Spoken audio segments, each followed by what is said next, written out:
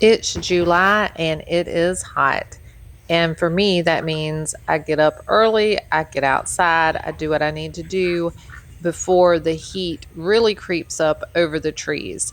This morning, all done with my chores. All I need to do is finish hanging these clothes, and then we're going to head to the kitchen and we're going to get several different types of meat cooked up, some vegetables. I have some bread that I need to get in the oven today.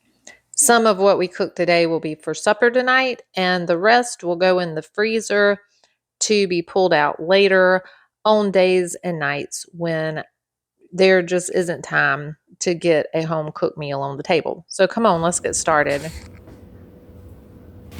First thing I'm going to do is get my bread shaped up and in the pan so it can be rising to be baked a little bit later. That might not make it into the video, but I need to get that started first. It's hard for me to remember my apron for some reason, but get that on. I'm going to be in the kitchen for quite a while. And I just make a sourdough sandwich bread. I did not go to sourdough making school. I just read some recipes, watched some videos, and found something that worked for me. So if I don't roll my dough out the way you've seen other people do it or the way you do it, it's okay. We're all different.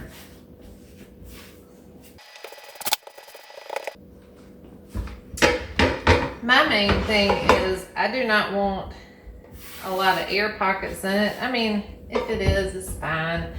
It will all taste the same, but because we do slice it and eat it like sandwich bread, for me it's better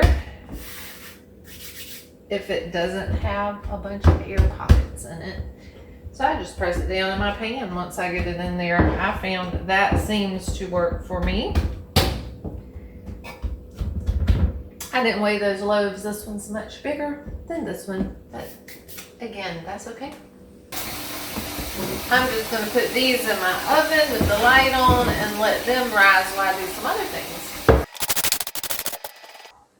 And I have the last of our string beans that I'm going to put in the pot. I'm just going to cook these and we'll eat off of them this week.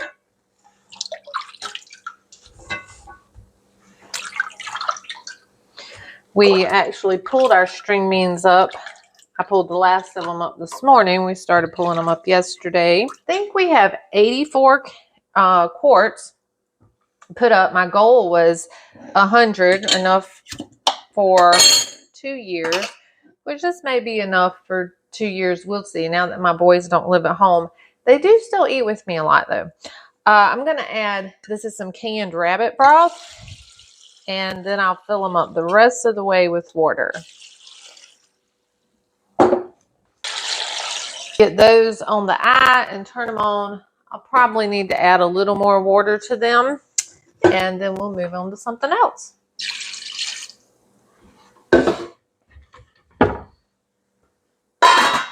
I've taken some meat out and it has thawed. So we're going to put the chicken breast in my Ninja Foodi. It's kind of like it has the Instapot kind of function to it where it does a pressure cook to it. So we're going to cook our chicken breasts like that because these are chicken breasts from our chickens, and we don't raise meat birds. Our chickens are just a backyard mix of chickens, mostly dual purpose chickens like Barred Rock. We've had Buff Orpington, if that's how you say them, Black Astrolop, I don't know if that's how you say it, and Easter Eggers, Americana chickens. So we've had several kind of chickens through the years. We don't keep them separate, and we have some very broody chickens, so they are able to hatch their own babies we keep the hens. We might sell some of our older hens. That way we have a fresh supply of hens coming in for eggs. And the roosters, we just raise them and butcher them. So they're not, I was saying, they're not like a meat breed. So they are a bit tougher. We do butcher them young, but still they're just not like, those if you were to raise you one of those meat birds. So we cook them in under the pressure, and that works really well for us. And I'm just going to put the seasonings on them in this little bowl. Then I'll transfer them over.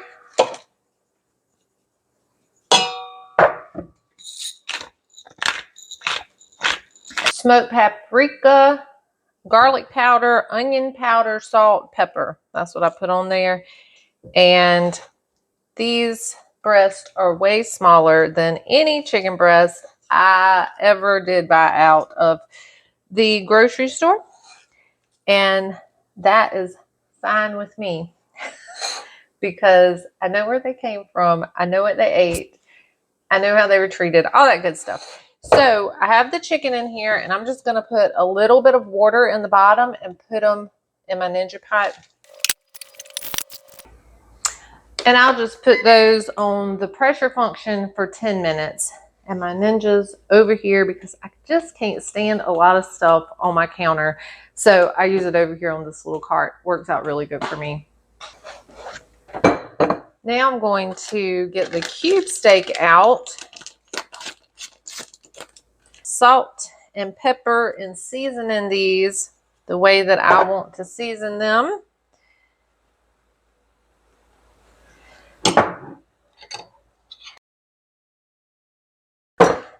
And I've got all the spices that I want on it. Now I'm going to put mustard and vinegar on it.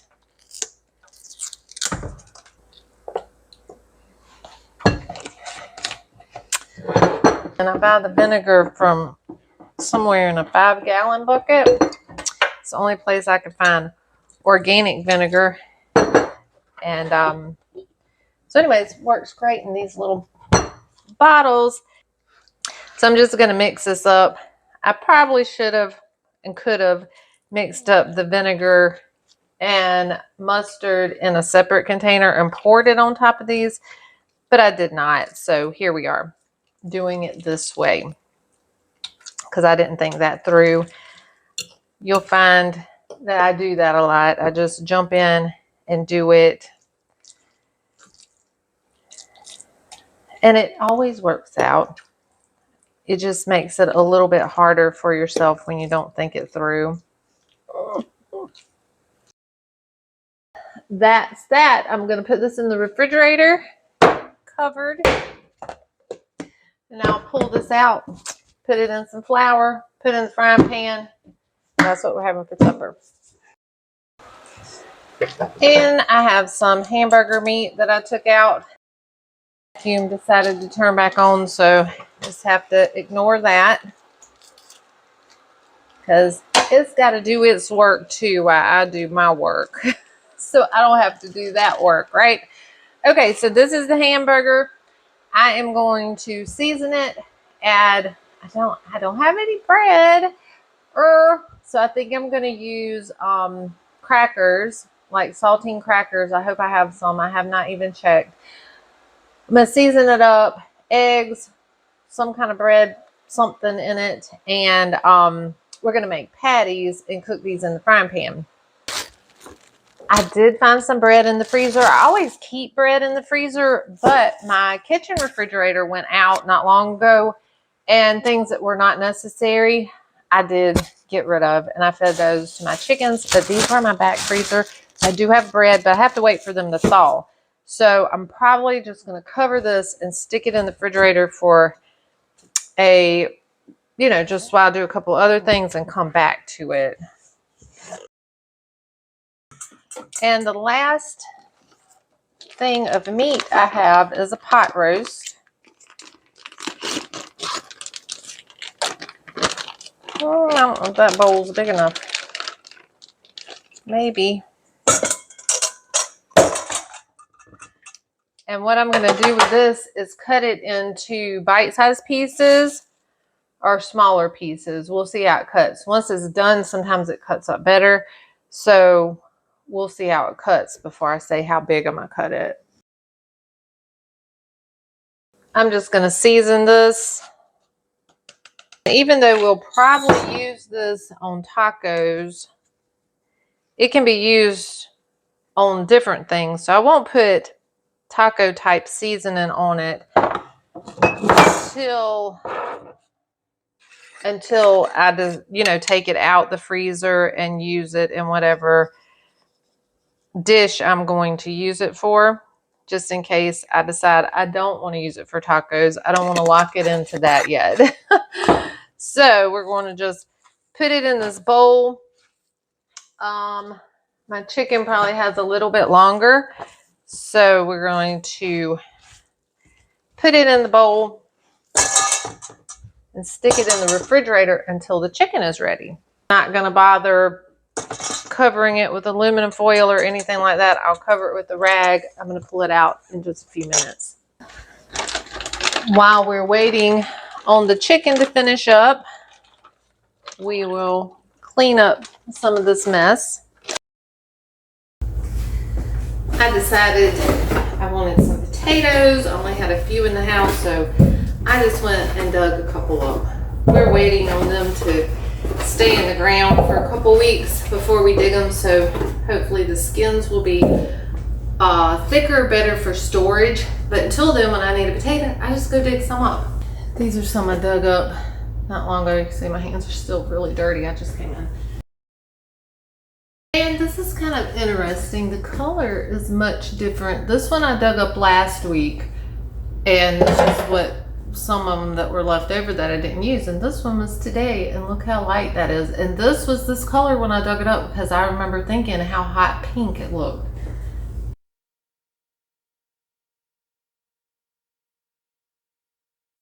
I had a little hiccup with the sound here, but the chicken is ready, so I'm just transferring it over to a container, the chicken and the juice.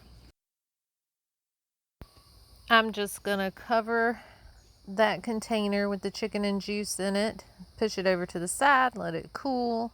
I'm washing out the pot for the roast to go in, and I'm just gonna put all the roast in there, move it over to my Ninja, and I'll cook it on the pressure function on high for about 10 minutes.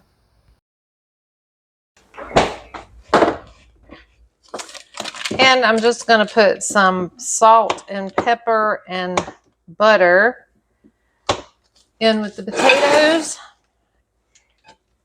And I will cook these in my toaster oven. And if they're not done when my bread is ready to bake, then I'll stick them in the oven with my bread. Look at my bread. I doubt it's ready. No, I didn't even turn the light on because I'm so smart like that. Okay, so butter, salt, and there we go.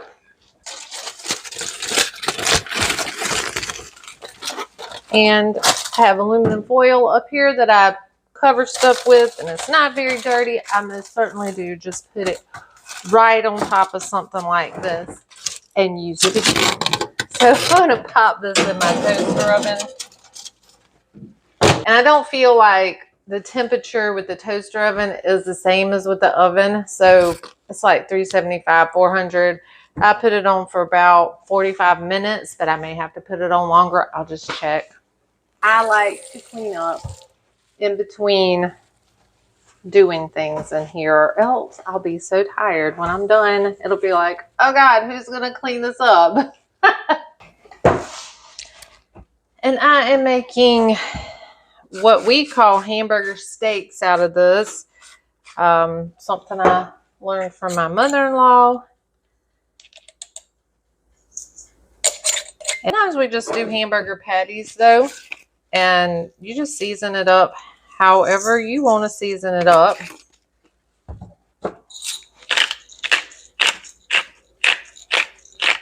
But after the seasonings, what I like to do is I love Worcestershire sauce.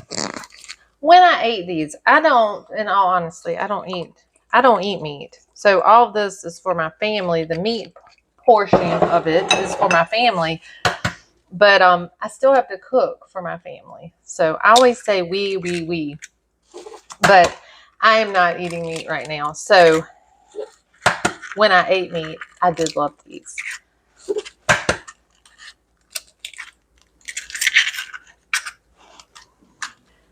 The eggs, woo-woo sauce, and bread are the difference in just making the hamburger patties.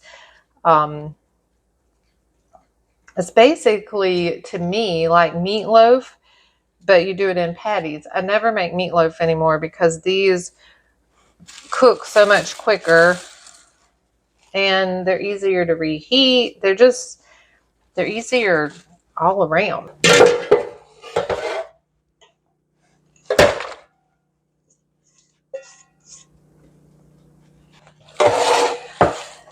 I just had too much in that bowl.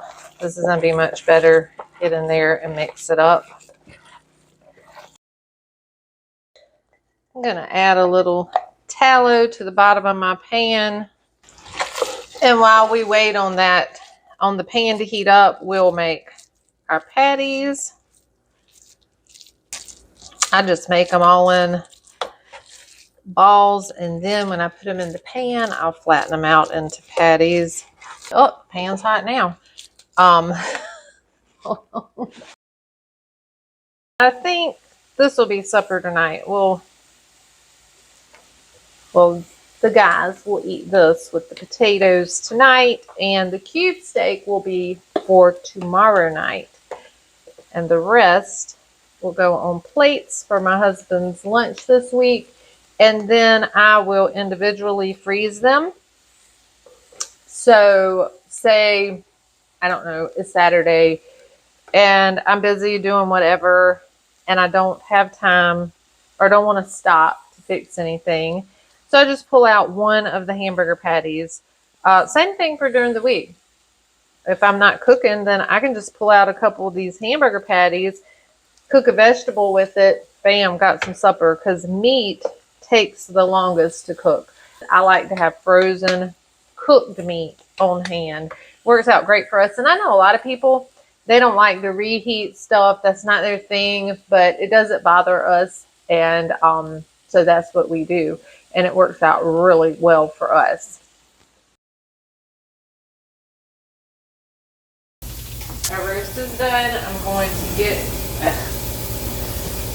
get it out and into some containers so then we can put our peas in our juice off of the roast. And I just set that the rest of the stuff so it can be cooling, and I will chop it up into smaller pieces before freezing it. These are our peas. These are actually from 2023. They're freeze dried.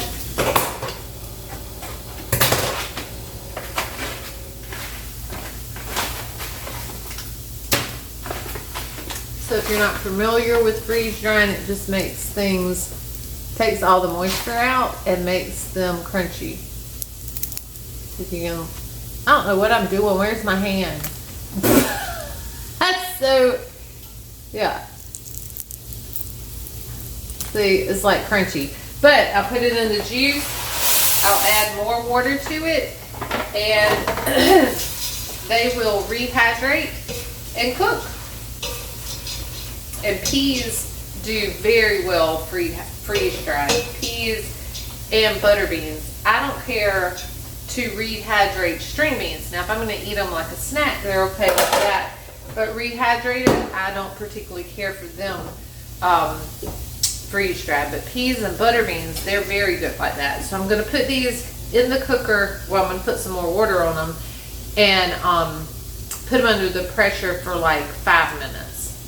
And I'm still working on the hamburger patties. It was quite a few, so they're taking a little while. But that's okay because we have other stuff that we're doing in between. I think the bread is ready to bake, so I'm going to go ahead and turn that on. That ding was our potatoes, so I'm going to check those and see if they're ready yet. Alexa, set a 30-minute timer. The bread is ready. The smaller loaf, of course, ready first, but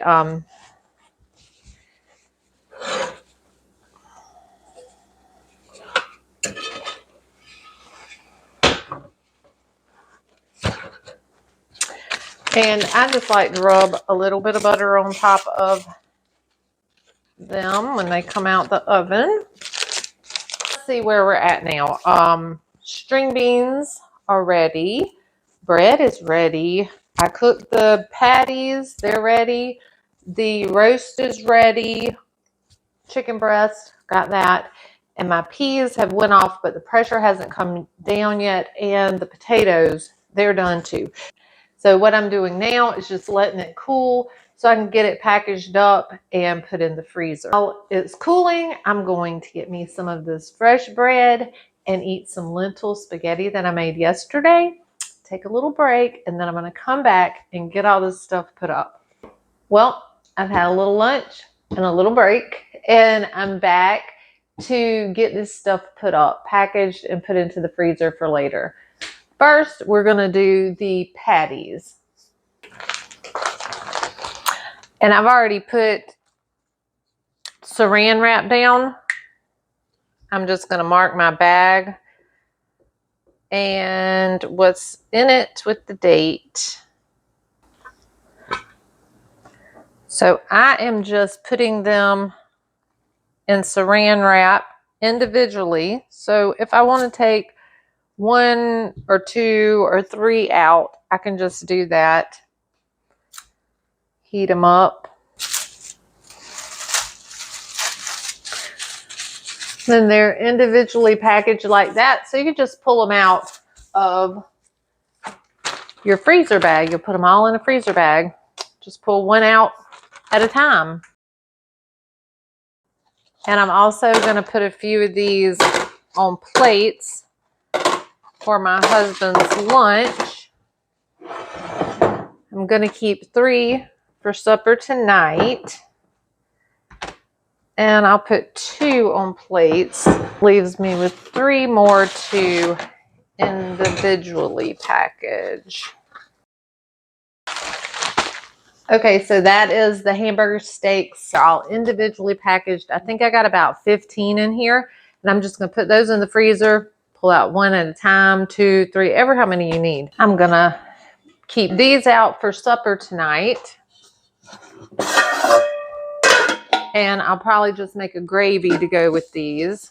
All right, so then I have the 2 plates with the hamburger patties. I have some roast.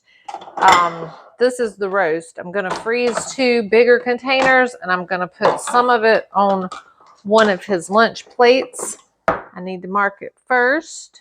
Sometimes I'll just write on the tag because, see, I already have stickers on there from something previous. I don't really try to tear those off unless they're coming up. But anyway, I have these, and I'll just write it on there, what it is and the date. All right, and then that goes in the freezer. And then we have our chicken. So I'm going to put the chicken breast on plates. I picked out the bigger breast for his lunch plates. And I think what I'm going to do with this, because they're small breasts, I'm going to take them off the bones. I will just freeze the chicken separately. I think that's what I'm going to do with that. And I did not cook this today. This is an example of my freezing bulk batch cooking. This was quinoa and some other kind of grain. Can't remember what it was. Brown rice and quinoa. Cooked it together, and I cooked a big batch of it. We ate it. I made plates out of it, and I froze what was left. So on a day like this, I wouldn't have to cook a grain. So I'm going to add that to the chicken plates.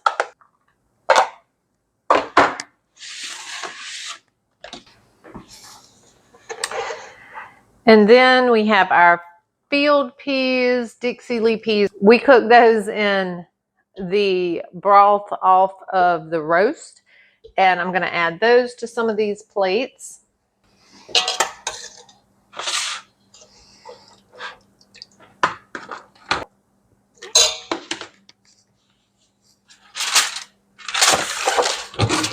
And then we have our potatoes.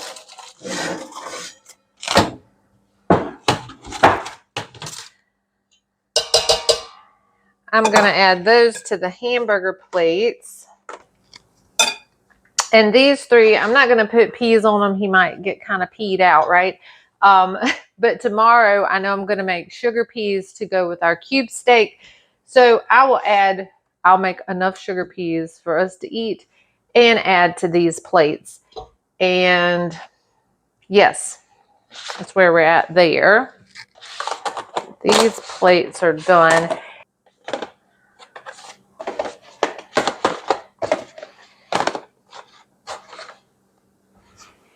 And the potatoes, they'll eat tonight with their supper, with the hamburger patties. Peas and string beans will be out for that.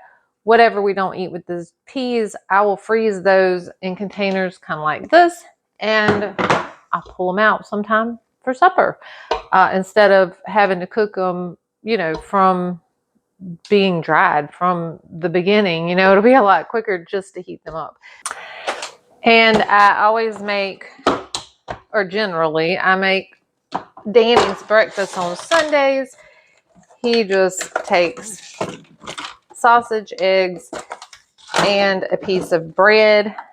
I throw those in the freezer, but I didn't have my bread yesterday. So we need to add bread to his breakfast plates. Oh, and this is a small loaf. You can see what it looks like on the inside. All right, back in the freezer.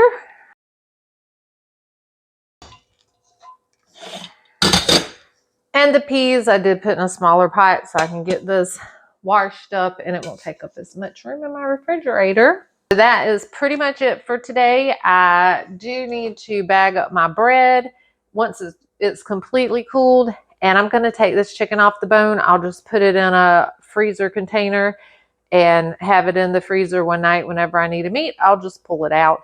And I'll be saving my bones for broth. I have a bag in my freezer. I just add the bones to. And dishes. You can't see those over there, but I do have more dishes. Even though I did them along and long, still have dishes. But that's it for me today. Thanks so much for watching, and we'll see you next time.